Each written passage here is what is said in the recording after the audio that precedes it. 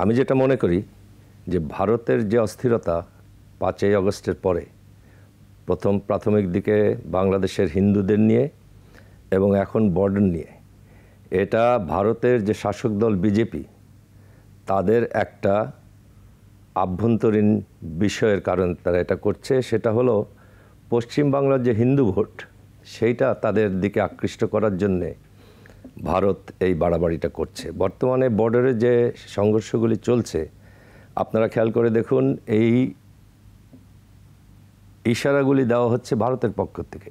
বাংলাদেশের পক্ষ থেকে এমন কিছু করা হয়নি বর্ডারে আমাদের বিজেপি কর্তৃক বা কোনো জনগণ দ্বারা, যেটায় ভারত এই রকম কতগুলি কার্যক্রম চালু করতে পারে। যেমন নতুন করে তার কাটার বেড়া লাগানো, নানা রকম ইলেকট্রনিক ডিভাইস বসানো, বা ওখানে তাদের বিএসএফ সমাবেশ করা বা নতুন করে রাস্তা বানানোর চেষ্টা করা, এগুলি কিছুটা উস্কানিমূলক আচরণ। উদ্দেশ্য হচ্ছে যাতে এখানে বাংলাদেশি বিজিবি এবং জনগণ রিয়্যাক্ট করে এবং সেই রিয়াকশনের কাউন্টার হিসেবে তারাও তাদের শক্তিমত্তা দেখাতে পারে।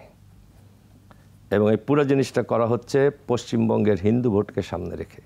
এর আগে বাংলাদেশের হিন্দুদের নিয়ে যে প্রপাগান্ডা প্রচারণা করা হয়েছে ভারত থেকে, ভারতের সরকার নিয়ন্ত্রিত বিজেপি নিয়ন্ত্রিত পশ্চিমবাংলার হিন্দু ভোট ব্যাংক তাদের দিকে আকৃষ্ট করার জন্য এই পুরা কার্যক্রম চলছে বলে আমি মনে করি।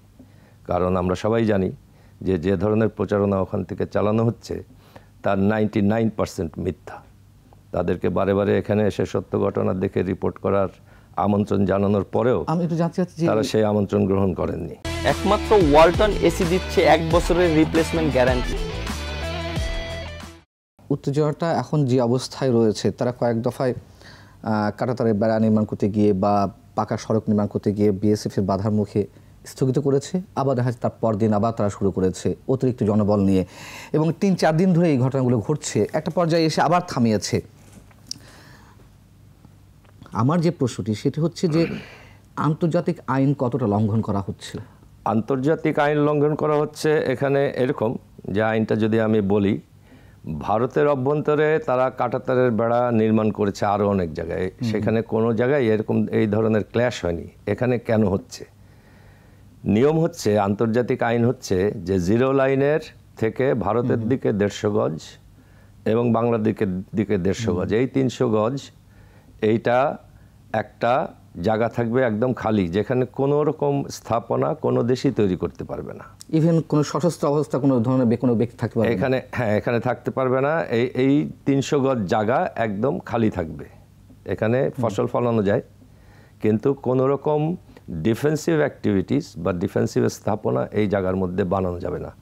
ভারত এবার চাঁপাইনবাবগঞ্জের শিবগঞ্জে যে রাস্তাটা তৈরি করছে সাথে কাঁটাতারের বেড়া সহ, সেটা ভারতীয় দিক থেকে ওই 150 গজের ভিতরে এটা করছে। বাংলাদেশ তাদেরকে কাঁটাতারের বেড়া বানাতে বাধা দিচ্ছে না, তাদেরকে ওই 150 গজ ভিতর এলাকা যেটা খালি থাকার কথা সেইখানে কাঁটাতারের বেড়া বা রাস্তা বানাতে বাধা দিচ্ছে।